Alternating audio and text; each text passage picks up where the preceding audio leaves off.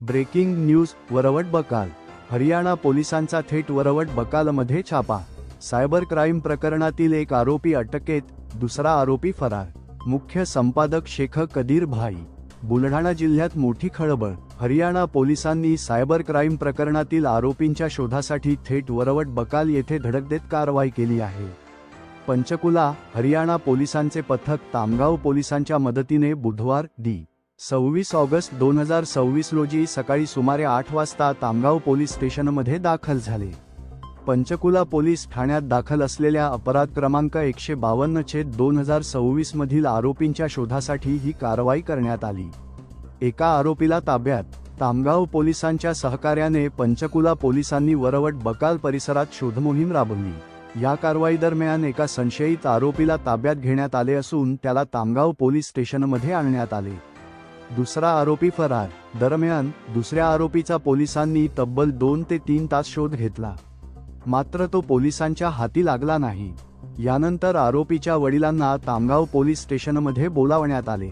पंचकुला पोलिसांनी संबंधित आरोपीला पंचकुला पोलीस स्टेशनमध्ये तात्काळ हजर करण्याबाबत सूचनापत्र त्याच्या वडिलांना दिल्याची माहिती आहे।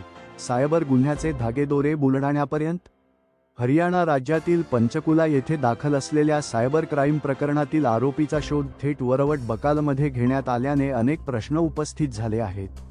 परराज्यातील सायबर गुन्ह्याचे कनेक्शन बुलढाणा जिल्ह्यापर्यंत पोहोचले कसे? या प्रकरणामागे आणखी कोणते आरोपी किंवा मोठे नेटवर्क आहे का? जिल्ह्यातील तरुणांचा सायबर गुन्ह्यांसाठी वापर केला जात आहे का? या सर्व बाबींचा तपास होणे गरजेचे असल्याची चर्चा नागरिकांमध्ये सुरू आहे। पोलिसांच्या कारवाईकडे लक्ष। पंचकुला पोलिसांच्या या कारवाईनंतर वरवट बकाल परिसरातील संभाव्य सायबर नेटवर्कचा तपास पुढे कुठपर्यंत पोहोचतो, याकडे आता संपूर्ण परिसराचे लक्ष लागले आहे। सत्यशोधक न्यूज। Breaking news. नमस्कार, आपण पाहता सत्यशोधक न्यूज। आज आमच्या संग्रामपूर तामगाव पोलीस स्टेशन अंतर्गत असलेले वरवट बकाल या ठिकाणी पंजाब हरियाणा येथून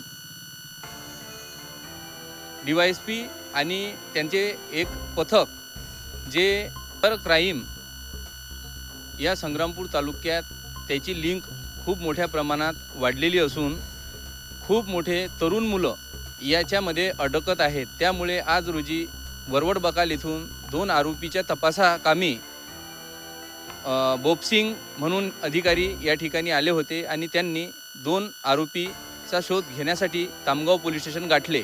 तामगाव पोलीस स्टेशनच्या कर्मचाऱ्यांनी सुद्धा त्यांना सहकार्याची भूमिका दाखवत एक आरोपी पकडला आणि एक आरोपी अजून फरार असल्यामुळे त्यांचे जे वडील होते त्यांना एक सूचनापत्र दिलं की तात्काळ तुमच्या मुलाला पंजाब या ठिकाणी हरियाणा पोलीस स्टेशनला घेऊन यावे आणि समोरची कार्यवाही आम्ही करू। तसेच जे मुलं आज रोजी सायबर कॅफे किंवा सायबर क्राईमच्या नांदी लागलेले आहेत, लोकांना पासबुक देणे, ATM देणे, चेकबुक देणे आणि सिम कार्डसुद्धा विकलेले आहेत, अशा मुलांसाठी चेतावणी आहे की त्यांच्या आईवडिलांनी त्यांच्याकडे खूप मोठे लक्ष द्यावे, कारण की सायबर क्राईम हा सर्वात मोठा गुन्हा आहे।